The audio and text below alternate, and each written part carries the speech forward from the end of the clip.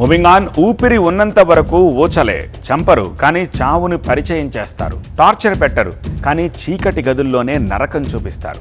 పాకిస్తాన్ మాజీ ప్రధాని ఇమ్రాన్ ఖాన్ విషయంలో ఇప్పుడు అదే జరుగుతోంది. ఓడలు బళ్ళయ్యాయి, బళ్ళు ఓడలయ్యాయి.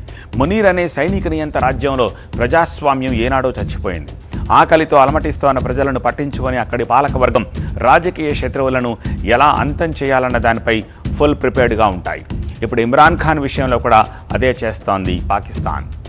ఇమ్రాన్ ప్రస్తుతం రావల్పిండిలోని అడియాలా జైల్లో ఉన్నారు.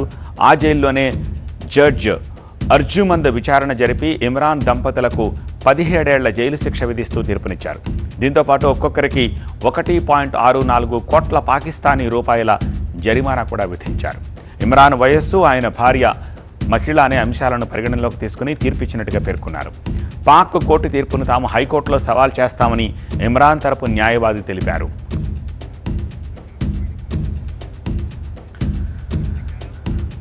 తోషాఖానా అనేది పాకిస్తాన్ ప్రభుత్వానికి చెందిన అధికారిక విభాగం. విదేశీ పర్యటనలు, అధికారిక కార్యక్రమాల్లో వచ్చిన బహుమతులు తోషాఖానాలో జమ చేయాలి. కానుకలను వ్యక్తిగత ఆస్తిగా ఉంచుకునే హక్కు లేదు. నిబంధనల ప్రకారం ఆ బహుమతులను ప్రభుత్వం నిర్ణయించిన ధరకు కొనుగోలు చేయాలి, లేకపోతే పూర్తిగా ప్రభుత్వానికి ఇచ్చేసేయాలి. తనకు బహుమతిగా వచ్చిన లగ్జరీ గడియారాలను ఇమ్రాన్ ఖాన్ చాలా తక్కువ ధరకు కొనుగోలు చేశారన్నది ప్రధాన ఆరోపణ.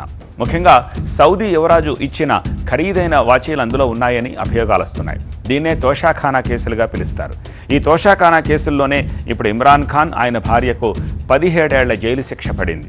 అయితే ఇదంతా రాజకీయ కక్షతోనే జరుగుతోందని అంటున్నారు ఇమ్రాన్ ఖాన్ మద్దతుదారులు. ఇమ్రాన్ ఖాన్ ఇప్పటికీ పాకిస్తాన్లో అత్యంత ప్రజాదరణ పొందిన నాయకుల్లో ఒకరని, జైల్లో ఉన్న ఆయన పేరు రాజకీయంగా మార్మోగుతూనే ఉంటుంది అంటున్నారు. అయితే సోషల్ మీడియా యువతలో ఆయన ప్రభావం కొనసాగుతుండడం అధికార వర్గాలకు అసౌకర్యంగా మారిందని, అందుకే ఆయనపై వరుసగా శిక్షలు పడేలా చేస్తున్నారంటున్నారు ఇమ్రాన్ ఖాన్ సపోర్టర్స్. వారం క్రితం ఇమ్రాన్ ఖాన్ కుమారుడు తమ తండ్రిని జీవితాంతం జైల్లోనే పెడతారంటూ ఆవేదన వ్యక్తం చేశారు. తోషాఖానా కేసే కాదు, ఇమ్రాన్ ఖాన్పై పదుల సంఖ్యలో కేసులున్నాయి.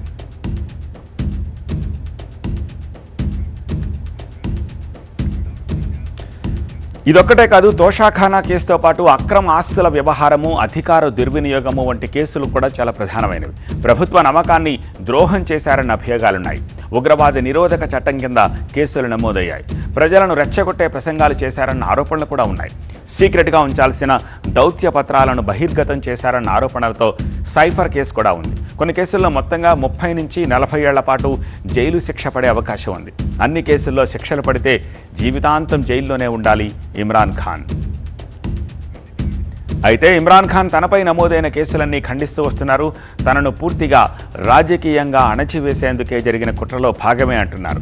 గతంలోనూ అనేక మంది రాజకీయ నేతలు కోర్టుల ద్వారా శిక్షలు ఎదుర్కొన్న ఉదాహరణలున్నాయి. అయితే ఇమ్రాన్ ఖాన్ విషయంలో కేసుల సంఖ్య, తీవ్రత, సమయపాలన అన్నీ కలిసి చూస్తే అంతా ప్లాన్డ్గా జరుగుతుందేమోనని ఇమ్రాన్ ఖాన్ మద్దతుదారులు చెప్తున్నారు.